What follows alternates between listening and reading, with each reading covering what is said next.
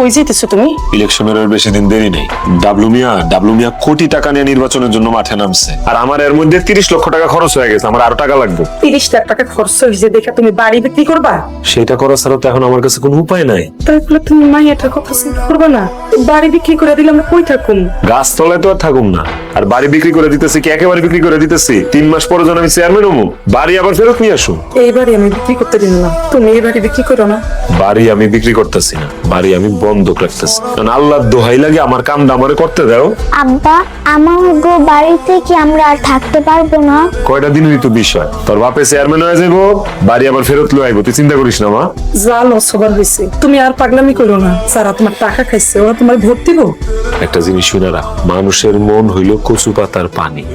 শেষ সময় যার টাকা পকেটে নিয়ে ভোট কেন্দ্রে ভোট দিতে যাইবো, ভোটটা তো তারই দিন। তোমার আলু দই লাগে শুনে বাপ, তুমি আমার একটা কথা শোনো। শোনাশুনির কিছু না, আমার কাজ করতে দাও।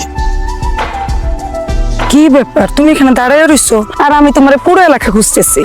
কি হইলো আমি এডি? আমার না মাথায় কাজ করতেছে না। এই যে রিটা মায়াটা 2 দিন আগে বলা নেই কওয়া নেই, হঠাৎ করে উধাও। বকর সিদ্দিক যারা দিন রাত সমান আমার পিছে খাটছে, ওরা আমার দেখলে চিনে না, আমার দেখলে মুখ ঘুরে লয়। আমি নির্বাচনে মনে হয় আইরা গেলাম। আমি না, আমি আগেই জানতাম তুমি ফেল করবা। মানুষ টাকার কাছে এইভাবে বিক্রি হয়ে যেতে পারে? একটু বড়ই তো রেজাল্ট দিব। একটা মানুষ আমি দেখলাম না যে তোমার পক্ষ নিয়ে কথা বলতেছে। যারা তোমার লিফলেট নিয়ে প্রচার করলো, এতদিন তুমি টাকা পয়সা কারে খাওয়াইলা? আমি বুঝতে পারি নাই আমি না, ভিলেজ পলিটিক্স যে এত কঠিন আমি বুঝতেই পারি নাই। অথচ আমার যারা কথা দিছিল তারা তো আমার মন থেকে কথা দিছিল। তাইলে আবার আমি ফেল করি কেমনে? এরকম হইলো কেমনে? আব্বা, আর থাকতে ভালো লাগতেছে না, চলো এবার বাড়িতে যাই। না রে মা, ওই বাড়িতে তো যাইতে পারবো না।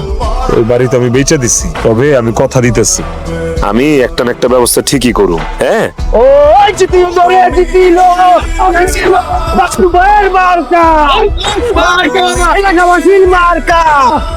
ও চেয়ারম্যান সাহেব, মুখটুক কালা করে দাঁড়ায় আছো কেন? যাই দেখো কত ভোট তোমার পড়ে রয়েছে, উঠাই নিয়ে এসো যাও। টাকার কাছে হাইরা গেছি চেয়ারম্যান সাহেব। এটারে হার কয় না, এটারে প্রতারণা কয়।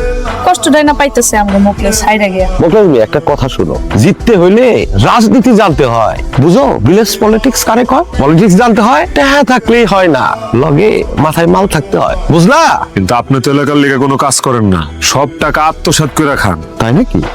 যে খাইতে পারে সে দিতেও পারে, দিতে গেলে খাওয়া জানতে হয় মিয়া। ডাবলু ভাই হইলো এলাকার জনপ্রতিনিধি, আর তোমার যদি চেয়ারম্যান বানাইতে পারতাম, তুমি নতুন মানুষ, কিছুই বুঝতা না। আর এই কারণেই আমরা এলাকাবাসী ডাবলু ভাইরে নির্বাচিত করলাম। আমি না, তোমার তো আমি আগেই বুদ্ধিটা দিছিলাম। ওরে বুঝাও, ইলেকশন করা কি অত সোজা কথা? ইলেকশন করতে টাকা লাগে, টাকা।